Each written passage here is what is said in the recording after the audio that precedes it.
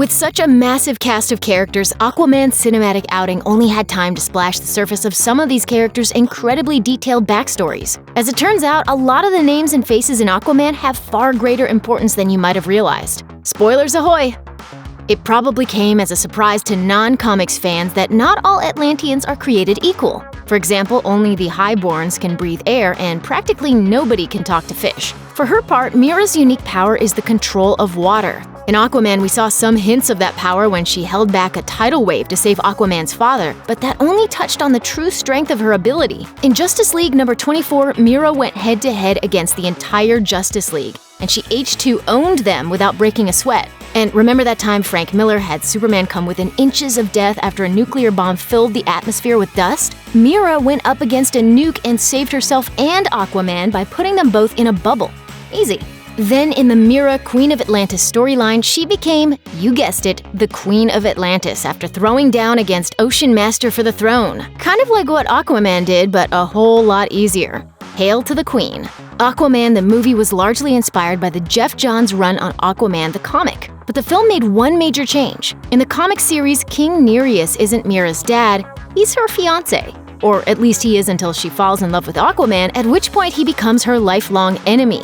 Surprisingly, old Captain Redbeard hasn't been a fixture of DC Comics for very long. His first appearance was in the same Geoff Johns penned storyline, and he later emerged from the comic book depths again to work with Atlan to destroy Atlantis in the Death of a King storyline. Despite being more of a sidekick to the villains than the main villain himself, Nereus has spent a lot of effort trying to get rid of Aquaman. Guess that whole thing about having his fiancée leave him really got under his skin. For all the screen time Black Manta got in the Aquaman trailers, the black-suited villain showed up for precious little of the actual film. After spending much of the beginning focusing on Black Manta's origins and the start of his quest for revenge against Aquaman, the movie shifts gears to the main Orm vs. Arthur plot, sidelining Black Manta as merely the main bad guy's flunky.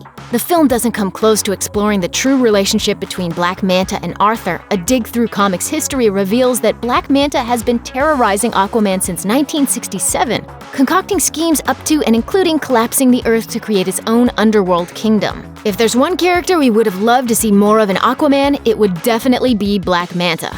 Oh well, there's always the sequel.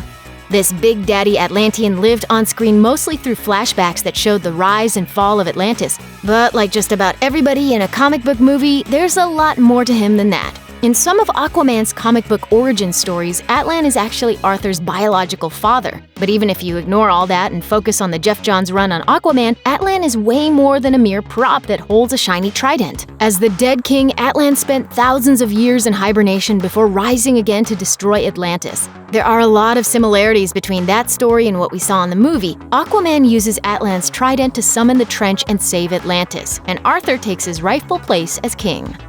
Like most comics characters, Orm has gone through a lot of changes over the years. For the most part, his story mirrors what we saw in the film. He's Aquaman's half-brother who wants to be king of Atlantis, and he hates garbage. Pretty standard stuff for the fish people. But travel back a few years to the comic books and things get a lot more fun. In 2005's Retroverse storyline, for example, Orm uses some of Arthur's bones to cast a spell that reverses reality and turns Orm into Aquaman. That's right, Orm has magical powers, and he's not afraid to use them on his half-brother's disembodied hand. In the earlier Underworld Unleashed story arc, Orm goes even further by selling his soul to a demon in exchange for a magical trident. The Joker, we should point out, sells his for a box of cigars. That's the version of Orm we would have loved to see, but apparently it was all too crazy for the movie where people go to war riding on fish.